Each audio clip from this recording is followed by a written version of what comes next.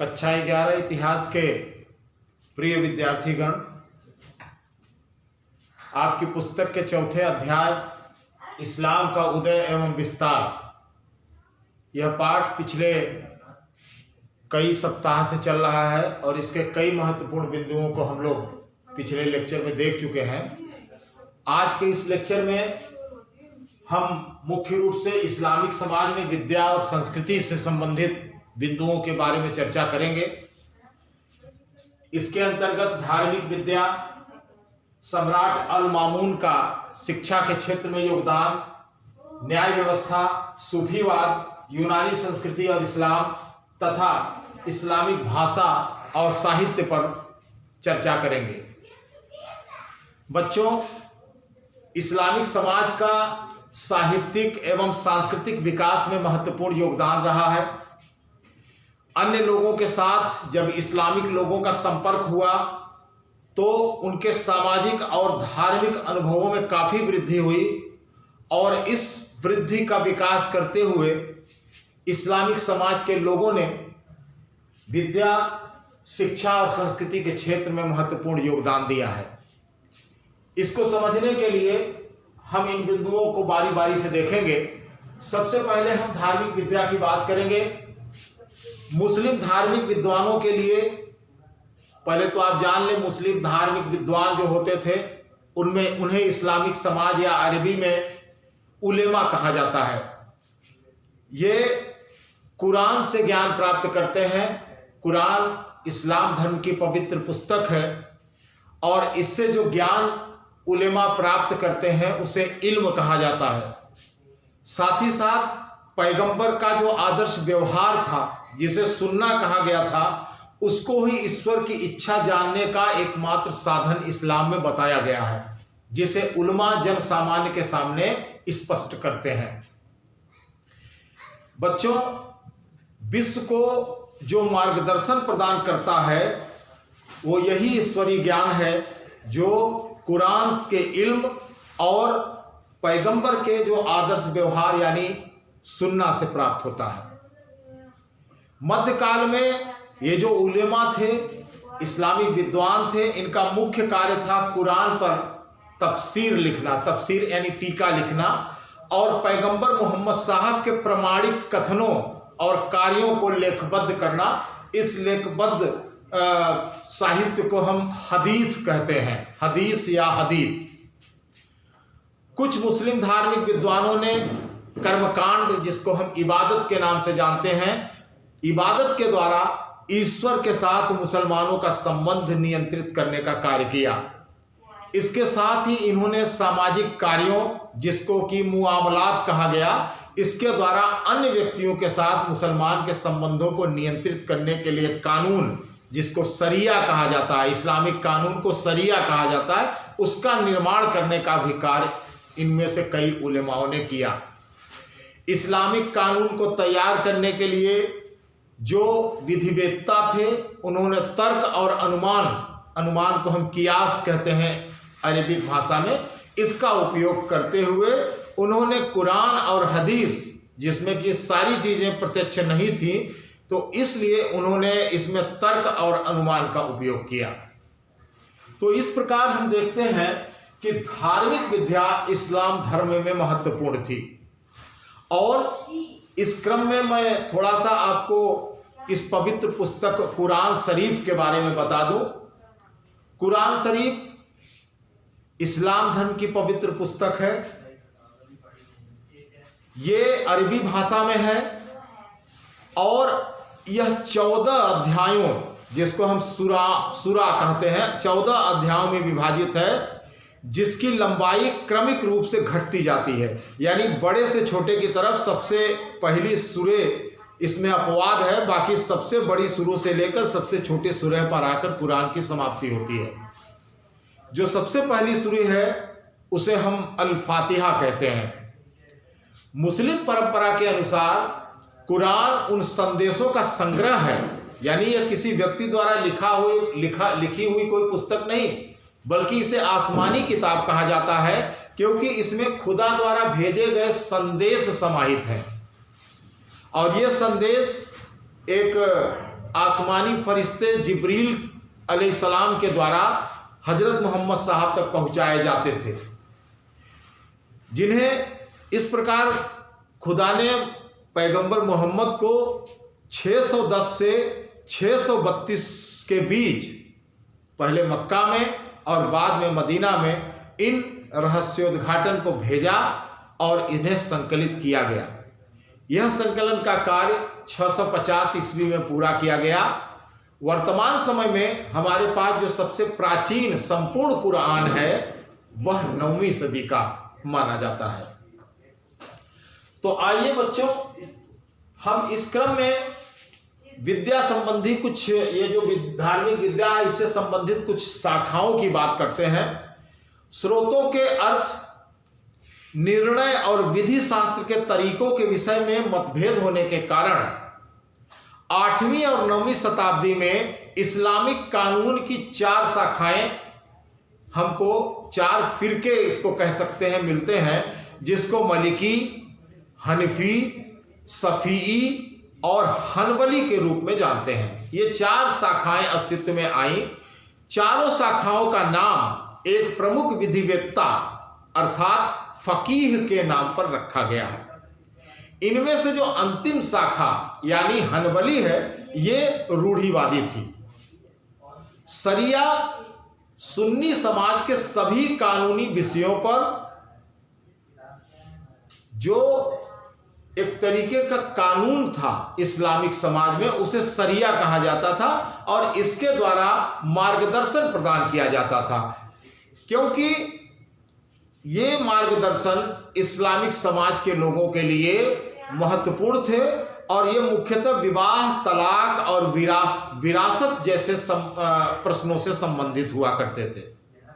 शरिया को अंतिम रूप देने से पूर्व विभिन्न क्षेत्रों में प्रचलित रीति रिवाजों पर आधारित कानूनों अर्थात उर्फ और राजनीतिक और सामाजिक व्यवस्था के बारे में राज्यों के कानून का ध्यान भी रखा जाता था। अधिकांश ग्रामीण क्षेत्रों में रीति रिवाज पर आधारित कानूनों को ही बात को रखा गया और भूमि में जो पुत्रियां होती थी लोगों के, उनके उत्तराधिकार से संबंधित मामले भी शरिया के अंतर्गत सम्मिलित किए गए। ठीक है, अब हम इसी क्रम में इस दूसरे बिंदु को देखते हैं जो है अल मामून का योगदान।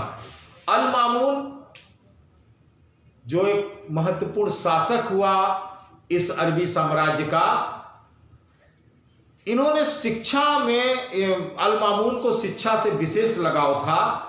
उन्होंने शिक्षा और ज्ञान के विकास के लिए कई महत्वपूर्ण कार्य किए। सबसे महत्वपूर्ण अल मामून के शासनकाल में जो कार्य हुआ वो अनुवाद के क्षेत्र में यानी ट्रांसलेशन के क्षेत्र में उस अल मामून के साम्राज्य के दौरान महत्वपूर्ण कार्य किया गया। उन्होंने बगदाद में स्थित पुस्तकालय और विज्ञान संस्थान, जिसको बायत अल हिकमा कहा जाता था, बायत अल हिकमा को उन्होंने सहायता प्रदान की। अरबी विद्वानों को उन्होंने निर्देश दिया कि वो अरस्तु की रचनाओं, यूक्लिड की एलिमेंट्स तथा टालिमी की पुस्तक एल्मागेस्ट के अध्ययन को विशेष रूप से करें। इसके लिए उन्होंने विद्वानों को प्रोत्साहित किया। साथ ही साथ इसी काल में भारतीय पुस्तकों जैसे खगोल विज्ञान, गणित और चिकित्सा से संबंधित जो पुस्तकें थीं, उनका भी अनुवाद कराया गया। इन सब के परिणाम स्वरूप यूरोपीय लोगों में दर्शन शास्त्र और विज्ञान में विशेष अभिरुचि उत्पन्न हुई। तो ये अल मामून का कार्य इस क्षेत्र में विशेष महत्वपूर्ण था।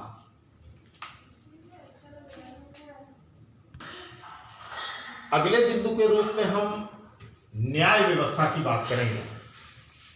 बच्चों, इस्लामिक शासन में अधिकांश जो मामले होते थे वो सुरक्षा संबंधी होते थे और उनका नियमित समाधान शासक वर्ग और उसके अधिकारी वर्ग द्वारा ही कर लिया जाता था। फिर भी कुछ महत्वपूर्ण और विशेष मामलों के लिए काजी की व्यवस्था, काजी एक प्रकार का न्यायाधीश हुआ करता था, उसकी व्यवस्था की जाती थी। राज्य द्वारा नियुक्त यह काजी शरिया यानी इस्लामिक कानून का कड़ाई से अनुसरण करने के स्थान पर एक मध्यस्थ की भूमिका निभाता था और सहमति के आधार पर मामलों का हल करने का हर संभव प्रयास करता था। ये थी न्याय में काजी की भूमिका। अब हम धार्मिक विश्वास में सूफीवाद की बात करेंगे। सूफीवाद इस्लामिक जो जीवनचर्या है उससे निकला हुआ एक महत्वपूर्ण तरीका है जो कट्टर इस्लामिक जो जीवन है उससे थोड़ा अलग या बिल्कुल अलग हम कह सकते हैं, और ये एक महत्वपूर्ण तरीका है। मध्यकालीन इस्लामिक धार्मिक विचार वाले लोगों का ये एक ऐसा समूह था जिन्हें सूफी कहा जाता था। सूफी विचारधारा के लोग रहबनिया यानी तपश्चर्या और रहस्यवाद के माध्यम से खुदा से अधिक गहरा और व्यक्तिक संबंध स्थापित करने की कोशिश करते थे। समाज जिन भौतिक सुखों में डूबा रहता था, सूफी लोग इससे बिल्कुल आकर्षित नहीं थे, बल्कि वो इन भौतिकवादी तत्वों का उतना ही अधिक त्याग करते थे और एक फकीरी का जीवन जिया करते थे।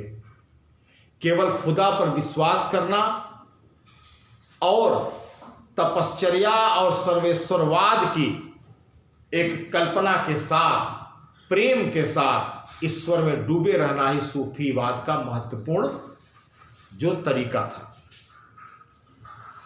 तात्पर्य था कि मनुष्य की आत्मा और उसके निर्माता यानी परमात्मा के साथ उसका मिलन हो, यह सूफीवाद की महत्वपूर्ण बुद्धि थी।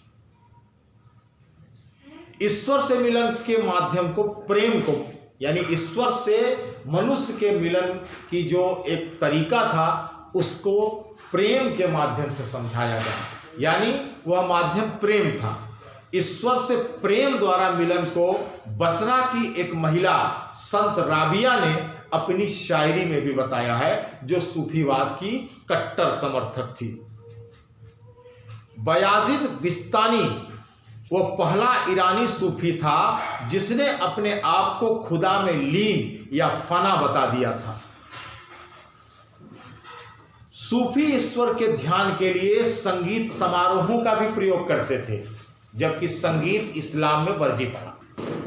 सूफीवाद सबके लिए खुला था, किसी भी धर्म, जाति या लिंग का हो वो सूफीवाद में शामिल हो सकता था। इस प्रकार सूफीवाद ने अपनी लोकप्रियता में वृद्धि की और रूढ़िवादी और कट्टर इस्लाम के सामने एक चुनौती के रूप में उभरा।